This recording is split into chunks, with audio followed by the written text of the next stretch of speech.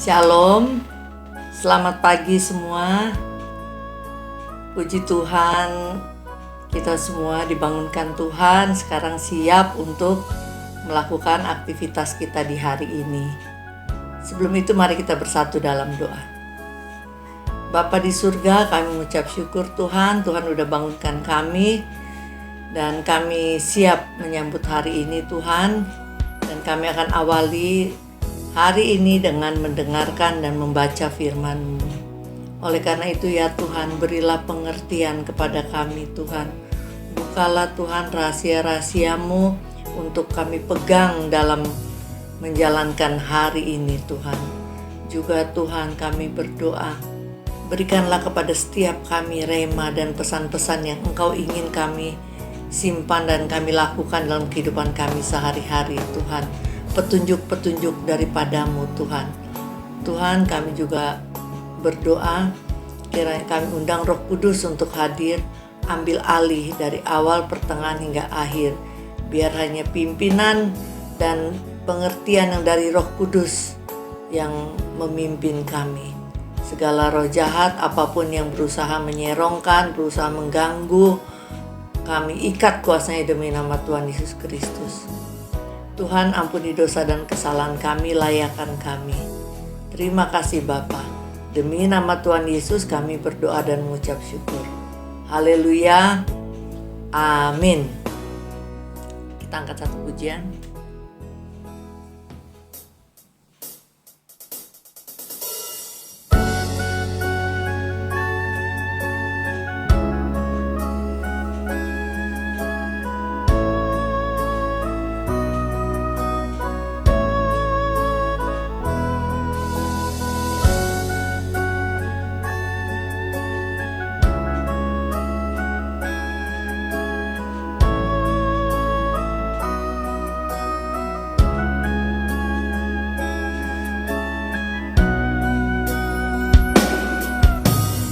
Firman-Mu pelita bagi kakiku, terang bagi jalanku.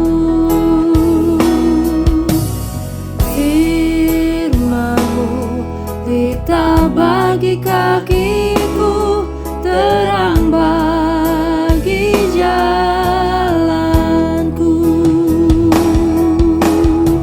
Waktu ku bimbang dan hilang jalanku, tetaplah Kau di sisiku. Dan takkan ku takut asal Kau di dekatku. Amin. Besertaku selamanya.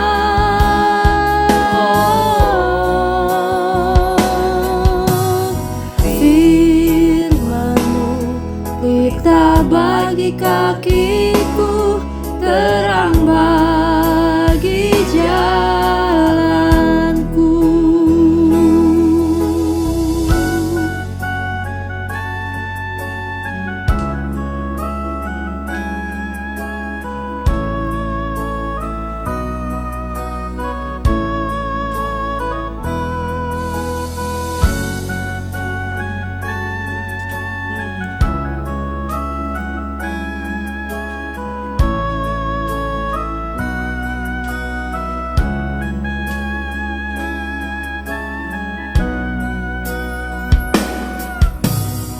Firman-Mu pelita bagi kakiku, terang bagi jalanku. Firman-Mu pelita bagi kakiku, terang bagi jalanku. Waktu ku bimbang dan hilang jalanku, tetaplah Kau di sisiku. Dan takkan ku takut asal Kau di dekatku.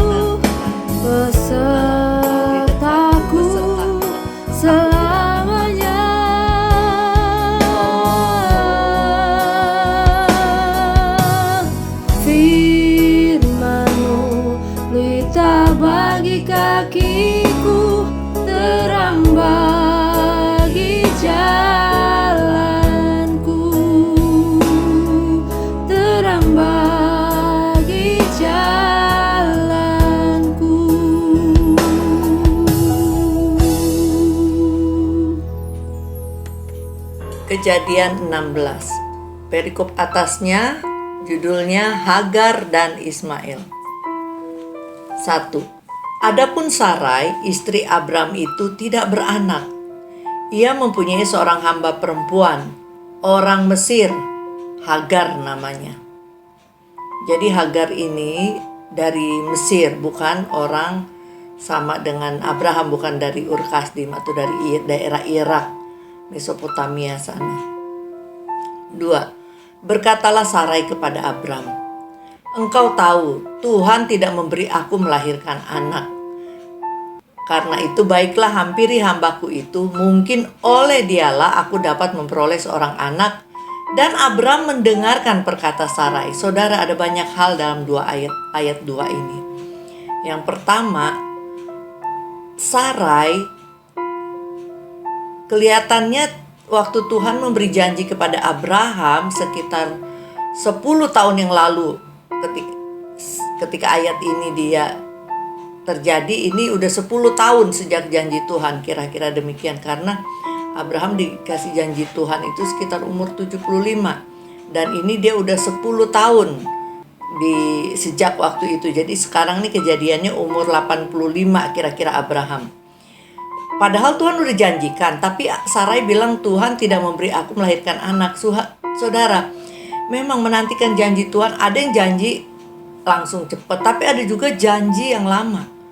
Ini kalau janji Abraham ini digenapinya ketika Abraham berumur 100 tahun, berarti 25 tahun mereka menunggu. Nah ini di pertengahannya, kira-kira 10 tahun kemudian, sejak janji Abraham akan diberi keturunan, ini Sarai belum hamil. Sarai kan mungkin gak ada yang tahu bahwa 15 tahun lagi nanti Sarai akan melahirkan. Jadi Sarai ya alias tidak tahan menanti janji Tuhan, dan juga mungkin tidak percaya. Dia bilang Tuhan tidak memberi aku melahirkan anak. Padahal Tuhan akan beri, tapi nanti, belum sekarang gitu. Nah akhirnya karena dia menantikan janji Tuhan belum terjadi, dia ambil jalan sendiri, pikiran sendiri, kemauan sendiri, dan memikirkan jalan tuh, memikirkan gimana ya cara Tuhan menggenapi janjinya. Mungkin ini, mungkin itu, akhirnya diambil salah satu mungkin, yaitu apa?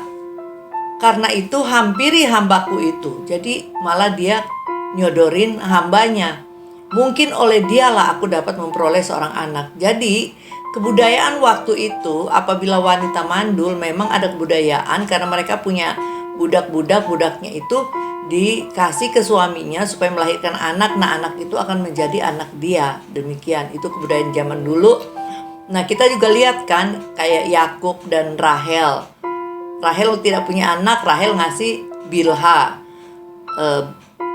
budaknya, ke Yakub sehingga punya anak. Jadi itu udah lazim zaman dulu, kebudayaan waktu itu. Makanya dia bilang mungkin oleh dialah, mungkin oleh Hagar lah aku mempunyai anak. Mungkin begini jalannya Tuhan. Nah orang itu selalu mereka-reka jalan Tuhan saat janji Tuhan belum tercapai. Mereka-reka jalan Tuhan versinya sendiri. Tapi inilah cikal bakal, akhirnya lahir kelompok grup-grup orang-orang Arab yang kemudian sampai sekarang keturunan Ismail dan keturunan Ishak itu senantiasa bertikai. Karena ini ada suatu yang bukan rencana Tuhan sebenarnya, bukan yang dimaksudkan oleh Tuhan. Dan yang parahnya, Abraham mendengarkan perkataan Sarai di sini. Saudara, ini untuk para lelaki ya, sebagai suami. Suami adalah pemegang otoritas tertinggi dalam rumah tangga. Jadi setiap usulan mungkin masuk kepada suami. Tapi suami gak boleh menerima semua usulan. Suami bertanggung jawab atas berjalannya rumah tangga, baiknya rumah tangga. Itu semua nanti dipertanyakan kepada suami. Karena apa? Dia kepala. Lah kalau kepala ngedengerin leher atau tulang punggung atau apa istri ya, tulang rusuk yang ngusulin salah, harusnya kepala, oh jangan begitu Sarah, Tuhan udah janji pada saya sampai 2 kali lagi, ini harus kita pegang sampai nanti-nanti, terserah, pokoknya harus kita pegang. Harusnya Abraham punya pendirian demikian sebagai kepala keluarga, bukan malah Abraham mendengarkan. Bukannya nggak boleh mendengarkan istri. Kalau istri kasih nasihat baik, harus justru didengarkan, jangan enggak. Tapi kalau nasihatnya ini kan dia udah tahu janji Tuhan apa, harusnya dia udah berpikir ini. Atau mungkin juga dia sama pikiran dengan Sarah, apa ragu-ragu akan janji Tuhan, apa benar kali Sarah istri gue gitu. Jadi kepala keluarga harus punya visi dan misi yang benar. Makanya kepala keluarga harus dekat, lebih dari ibu rumah tangga atau anak-anak. Kepala rumah tangga harusnya yang paling dekat dengan Tuhan, karena memang susunannya begitu. Tuhan Yesus di atas kepala keluarga yang memberi penerangan-penerangan, baru ke suami baru ke istri baru ke anak. Demikian strukturnya dalam kerajaan surga, dalam sistem kerajaan surga. Jadi kepala rumah tangga harusnya sangat dekat dengan Tuhan, dan kalau dia sangat dekat, dia udah tahu rencana Tuhan dan udah nggak ragu-ragu lagi, dan dia bisa atau dia harusnya tanya Tuhan dulu, Tuhan ini benar apa enggak gitu kan. Tapi ini dia langsung mendengarkan. Nah, inilah awal cikal bakal masalah pertikaian keturunan Ismail dan keturunan Ishak. Ayat 3. Jadi Sarai istri Abraham itu mengambil Hagar hambanya, orang Mesir itu, yakni ketika Abraham telah 10 tahun tinggal di tanah Kanaan. Lalu memberikannya kepada Abraham, suaminya itu, untuk menjadi istrinya. Jadi yang menyodorkan dan memberi Hagar tidak lain adalah Sarai sendiri. 14. Abraham menghampiri Hagar lalu mengandunglah perempuan itu. Ketika Hagar tahu bahwa ia mengandung, maka ia memandang rendah akan nyonyanya itu. Ya, Hagar ini juga bagaimana ya? Ya mungkin dia wanita muda yang belum tahu bagaimana perasaan orang kalau nggak punya anak, bagaimana tertekannya. Dia malah memandang rendah kan nyonyanya. Tapi setiap tindakan-tindakan yang kita lakukan itu ada konsekuensinya. Jadi apakah mungkin tadi saya mengatakan dia muda, jadi dia nggak tahu. Baik orang muda, orang tua, kalau melakukan sesuatu yang kurang baik, kurang benar, itu pasti ada konsekuensinya yang ya kurang baik dan kurang benar. Maka itu setiap orang harus, kalau ingin hidupnya bahagia, harus tahu membawa diri.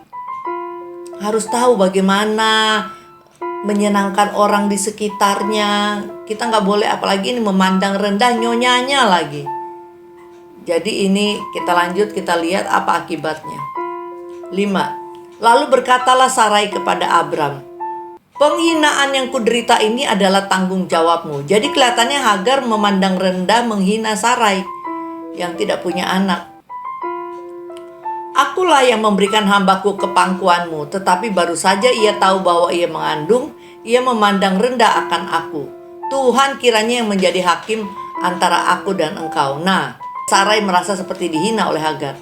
Tapi perbuatan Hagar menghina Sarai, kalau menurut Sarai ini tanggung jawabnya Abram. Karena mungkin Sarai mengharapkan, Abram, kamu harus mendidik itu istrimu yang kedua ini, mendidik dia, jangan sampai kamu harus ngomong sama dia, harus bentuk dia supaya dia ngerti hidup, supaya dia jangan menghina saya gitu. Karena tampuk pemimpinan dalam rumah tangga itu adalah Abraham. Jadi Sarai balik lagi ke Abraham. Abraham yang menentukan ini itu dalam keluarganya. Jadi meskipun Hagar itu yang nyerahin Sarai, tapi menurut Sarai, kamu yang kepala rumah tangga, kamu yang harus atur kalau ada di rumah tanggamu ketidakbenaran seperti ini. Meskipun Hagar adalah dia budak saya gitu. Dia ngaku sendiri, akulah yang memberikan hambaku ke pangkuanmu. Ya kan, jadi kan emang aku, biarpun aku yang kasih, tapi penghinaan Hagar terhadap aku itu tanggung jawabmu, karena kamu gak urus itu wanita gitu kan. Selanjutnya ayat 6. Kata Abraham kepada Sarai, akhirnya ini Abraham memberi otoritas kepada Sarai.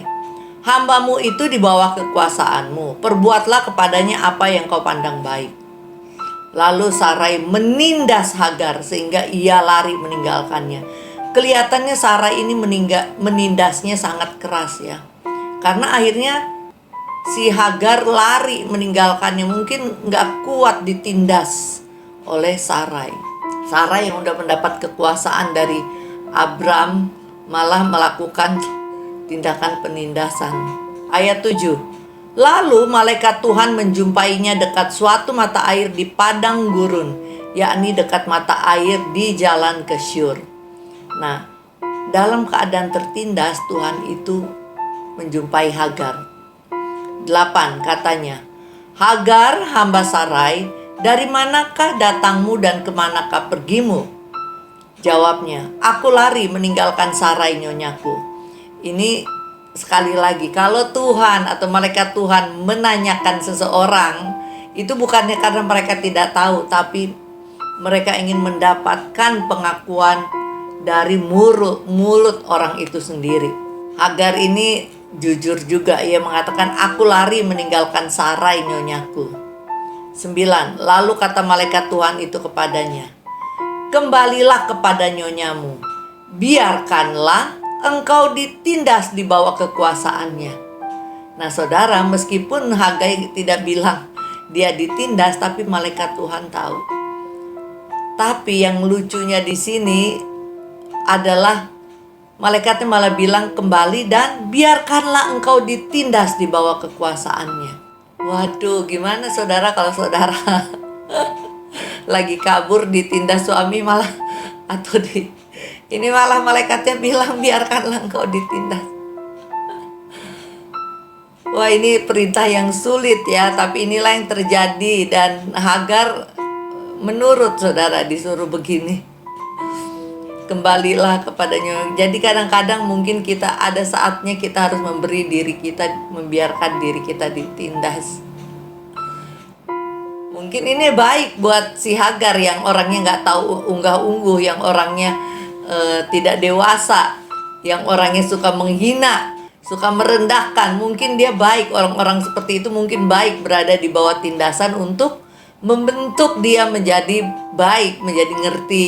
Orang itu kalau lagi di atas nggak boleh menghina, nggak boleh merendahkan. Mungkin Hagar adalah masuk kategori orang-orang yang perlu mengalami tindasan untuk dirubah menjadi lebih baik. Nah malaikat ngerti kayaknya nih, malaikat bilang biarkanlah engkau ditindas. Aduh.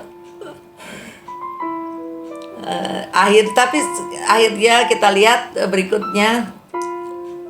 Lagi kata malaikat Tuhan itu, ayat 10. Lagi kata malaikat Tuhan itu kepadanya, aku akan membuat sangat banyak keturunanmu sehingga tidak dapat dihitung karena banyaknya. Nah, malaikat Tuhan ini memberi janji kepada Hagar. Ya, jadi kamu udah balik aja, udah relain diri kamu ditindas. Yang penting nanti aku akan membuat sangat banyak keturunanmu sehingga tidak dapat dihitung karena banyaknya. Kenyataannya sekarang udah digenapi, banyak sekali keturunan Ismail. 11. Selanjutnya kata malaikat Tuhan itu kepadanya, engkau mengandung dan akan melahirkan seorang anak laki-laki dan akan menamainya Ismail. Jadi malaikat juga tentunya tahu Hagar mengandung, dan nama Ismail yang memberi adalah malaikat Tuhan sendiri, bukan Abraham atau Sarah. Ismail artinya Allah akan mendengar atau Allah mendengar, karena memang di sanalah Allah mendengar ketertindasan Hagar. Tapi nanti juga waktu mereka lari, nanti dalam pembacaan berikutnya Allah juga mendengar tangisan Ismail. Makanya Ismail ini namanya udah kayak profetik juga, diberi nama Allah akan mendengar. Sebab Tuhan telah mendengar tentang penindasan atasanmu. Jadi saudara, apabila saudara sekarang sedang dalam keadaan tertindas, itu saudara perlu tahu, Tuhan mendengarkan, Tuhan peduli, Tuhan memperhatikan. Jadi jangan saudara lagi dalam tertindas, di mana ini Tuhan? aku udah tertindas kayak gini, mana Tuhan? Tuhan gak adil. Jangan seperti itu. Tuhan itu maha adil, cuman kita harus tahu waktunya. Kapan waktu deliverance kita, kapan waktu pembebasan kita, kita harus sabar. Kalau Tuhan izinkan kita tertindas, mungkin kita mesti bertanya, apa gue ini punya sifat-sifat seperti Hagar yang harus dibentuk gitu kan. Karena pada dasarnya Tuhan sendiri memperhatikan orang-orang yang tertindas, yang hatinya tertekan karena penindasan. Jadi di sini Tuhan mendengar tentang penindasan atasmu, yang meskipun yang melakukan penindasan adalah Sarai, umat masuk dalam kategori yang dipilih Tuhan. Jadi sebagai umat pilihan Tuhan, kita, apalagi umat pilihan Tuhan, kita harus menunjukkan kasih. Kita nggak bisa menunjukkan penindasan seperti ini. Ini bukan contoh yang baik melakukan penindasan terhadap seseorang. Apapun alasannya, umat Tuhan tidak boleh menindas, tetapi kita harus mengasihi. Memang gak mudah, tapi itulah yang harus kita lakukan kalau kita mau hidup berkemenangan, hidup menyenangkan Tuhan. Ya, itu yang harus kita lakukan. Ayat 12. Seorang laki-laki yang lakunya, jadi si Ismail ini akan menjadi seorang laki-laki yang lakunya seperti keledai liar. Demikianlah nanti anak itu, tangannya akan melawan tiap-tiap orang, dan tangan tiap-tiap orang akan melawan dia. Dan di tempat kediamannya ia akan menentang semua saudaranya. Nah, kira-kira seperti inilah sifat yang akan ada di Ismail. Jadi dia kayak pelaku huru-hara aja ini, keledai liar, melawan tiap-tiap orang. Dan karena dia melawan tiap-tiap orang, tangan tiap-tiap orang juga akan melawan dia. Waduh. Di tempat kediamannya ia akan menentang semua saudaranya. Nah, inilah cikal bakal orang Arab. Ini keturunan Ismail. 13. Kemudian Hagar menamakan Tuhan yang telah berfirman kepadanya itu dengan sebutan, Engkaulah El Roy, Allah yang melihat aku. Saudara, tadi kan dikatakan malaikat Allah.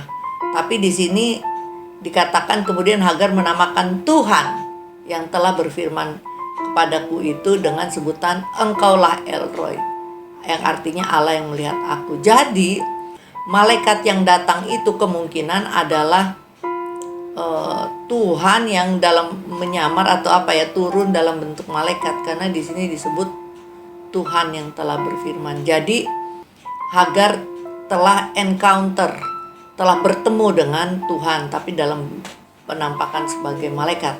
Sebab katanya, bukankah di sini kulihat Dia yang telah melihat aku. Jadi Hagar mengatakan, disinilah kulihat Tuhan yang telah melihat aku. Lanjut 14. Sebab itu sumur tadi disebut orang sumur Lahai-Roi, letaknya antara Kades dan Beret. 15. Lalu Hagar melahirkan seorang anak laki-laki bagi Abram, dan Abram menamai anak yang dilahirkan Hagar itu Ismail. Nah, itu sesuai yang tadi malaikat Tuhan katakan. 16. Abram berumur 86 tahun ketika Hagar melahirkan Ismail baginya. Nah, 86 berarti tadi yang itu waktu pertama kisah ini berumur 85, dan dikatakan udah 10 tahun. Jadi Abram pergi dari umur 75.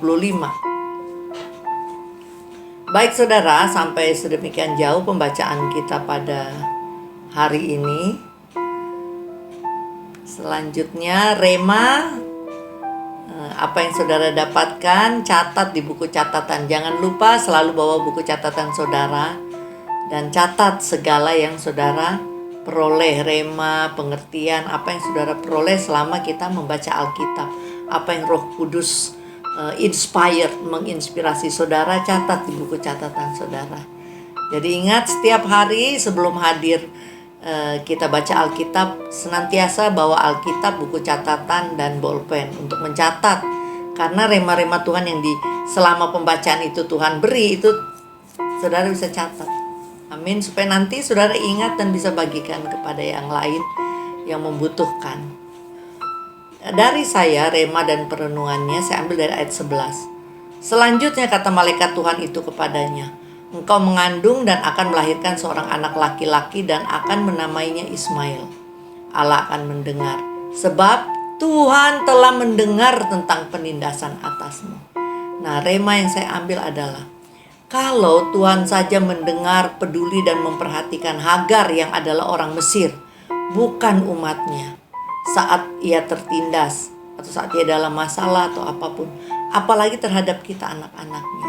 Jadi kita anak-anak Tuhan percaya kalau sekarang kita sedang tertindas atau kita sedang dalam masalah apa, hati kita lagi hancur, hati kita lagi lagi bingung, lagi gimana, lagi nggak ngerti lah, pokoknya hatinya udah lagi stres, lagi bingung, lagi tertindas, lagi bermasalah, lagi kacau.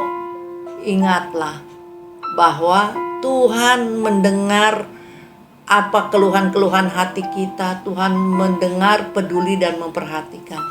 Dan pada saatnya ia akan menolong. Oleh karena itu bersabarlah. Senantiasa mengucap syukur. Memang sulit mengucap syukur dalam keadaan tertekan, dalam keadaan tertindas, dalam keadaan bermasalah. Tapi justru itu yang paling tepat yang kita lakukan. Kita harus fokus pada Tuhan. Jangan fokus pada masalah. Udah naikkan pujian, muji-muji Tuhan. Yang bisa main gitar, puji Tuhan. Sampai demikian memuji Tuhan sampai menyentuh pintu sorga, memuji Tuhan dari hati yang terdalam. Niscaya nanti suasana hati berubah dari aura-aura negatif menjadi aura positif. Maka berikutnya hal-hal yang baik-baik akan datang. Tapi kalau kita hidup dalam fokus ke masalah, kesedihan, komplain, menanyakan Tuhan, pikirannya jutek di situ, di masalah, dibanding-bandingkan dengan orang, segala macam, itu yang justru akan menarik semua yang negatif berkumpul di kita. Tapi kalau kita langsung ubah atmosfer dengan apa? Dengan memuji Tuhan. Ya, sampai pokoknya memuji sungguh-sungguh gitu. Menyembah Tuhan, kita ubah, maka atmosfer di sekitar akan berubah. Begitu atmosfer di sekitar berubah menjadi atmosfer yang positif, yang penuh ucapan syukur, dia juga akan menarik hal-hal yang positif. Baik, jadi demikian untuk hari ini. Mari kita bersatu dalam doa. Bapa di surga, kami mengucap syukur untuk firman-Mu hari ini Tuhan, atas hal-hal yang telah Engkau ajarkan ke kami, atas setiap penghiburan yang telah Engkau berikan, atas setiap kekuatan yang telah Engkau berikan, atas setiap solusi yang telah Engkau berikan dalam kehidupan kami di pagi ini. Kami sungguh mengucap syukur Tuhan. Kami percaya firman-Mu adalah firman yang hidup, yang menghidupkan, yang mengubahkan, yang membangkitkan kekuatan, yang membangkitkan harapan. Kami mengucap syukur atas firman-Mu. Dan tolong kami untuk senantiasa memegang firman-Mu dalam perjalanan kehidupan kami sepanjang hari ini. Jauhkan kami daripada yang jahat ya Tuhan. Jauhkan kami dari kecelakaan. Jauhkanlah kami dari terpapar coronavirus. Jauhkan kami dari segala orang-orang jahat dan rencana-rencana jahat, orang-orang yang iri atau orang-orang yang ingin melakukan hal buruk kepada kami. Jauhkan kami dari kekejutan Tuhan. Tapi biarlah sepanjang hari ini mendatangkan sukacita, mendatangkan berkat. Biarlah kami senantiasa menyenangkan hati-Mu sepanjang hari ini. Biarlah kami senantiasa bisa memecahkan setiap masalah yang kami hadapi hari ini Tuhan. Dan biarlah kemanapun kami berada, senantiasa kami menjadi terang-Mu. Senantiasa kami bisa memberitakan Injil-Mu. Tuhan, kami juga ingin berdoa Tuhan untuk semua orang-orang yang sedang dalam masalah Tuhan. Mungkin hari ini mereka sedang masalah dalam bisnisnya. Tuhan, bukalah pintu-pintu Tuhan untuk bisnis mereka Tuhan. Mungkin bisnis yang baru atau mau dibangkitkan lagi bisnisnya. Kami serahkan semuanya ke dalam tangan-Mu. Juga kami berdoa untuk orang-orang yang telah berhenti bekerja sehingga harus mencari pekerjaan yang baru. Tuhan, Engkau kirimkan Tuhan pekerjaan-pekerjaan yang terbaik yang daripada-Mu Tuhan. Engkau, orang-orang yang akan menjalani interview, kami serahkan ke dalam tangan-Mu, biarlah apa semua pertanyaan dalam interview pekerjaan bisa mereka jawab dengan baik. Dan biarlah mereka bisa mendapat pekerjaan yang terbaik daripada-Mu dan mengerti bahwa itu adalah datangnya daripada-Mu. Kami berdoa juga Tuhan untuk orang-orang yang sedang berduka cita, yang sedang bersedih karena ditinggal orang-orang yang dikasihi. Tuhan, berilah kekuatan, berilah penghiburan, berilah harapan kepada mereka Tuhan. Kami berdoa juga untuk orang-orang yang kesepian, yang tidak mempunyai pasangan hidup, yang belum mempunyai jodoh. Tuhan, berikan jodoh. Orang-orang yang kesepian, Tuhan, isi hati mereka Tuhan. Biar Roh Kudus penghiburan-Mu mengisi orang-orang yang kesepian Tuhan, supaya mereka tidak merasa sepi Tuhan, karena menyadari ada Engkau di sana. Tuhan, kami juga berdoa untuk orang-orang yang sakit Tuhan, dimanapun apapun sakit mereka Tuhan, Engkau adalah tabib yang agung Tuhan. Engkau Tuhan Yesus yang senantiasa pergi berkeliling untuk menyembuhkan orang sakit. Biarlah Engkau juga berkeliling dan mampir terhadap orang-orang sakit yang saat ini sedang mendengarkan firman-Mu. Tuhan, jamah mereka, sembuhkan mereka demi nama Tuhan Yesus. Segala roh sakit penyakit aku perintahkan keluar dari orang-orang sakit yang saat ini mendengar firman Tuhan. Tuhan, biarlah kuasa kesembuhan-Mu menjamah mereka demi nama Tuhan Yesus.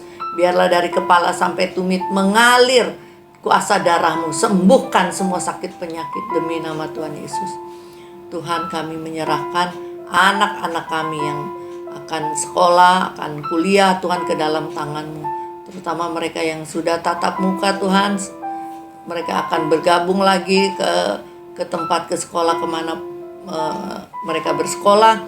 Tuhan, biarlah ada perlindungan menyertai mereka. Tuhan, jauhkan daripada drugs, daripada pornografi, daripada addiction, daripada hal-hal yang jahat Tuhan, pergaulan bebas dan sebagainya. Tuhan, jauhkanlah Tuhan. Biarlah anak-anak kami senantiasa mengingat Engkau dalam setiap tingkah laku mereka. Senantiasa Tuhan, Roh Kudus ingatkan supaya mereka tidak menyimpang ke kiri dan ke kanan, tetapi malahan Tuhan, jadikan mereka pemenang-pemenang jiwa. Taruh hati yang mencintai-Mu lebih dari yang lain di dalam hati anak-anak kami Tuhan. Terima kasih Bapa. Akhirnya Tuhan, kami menyerahkan seluruh hari ini ke dalam tangan-Mu.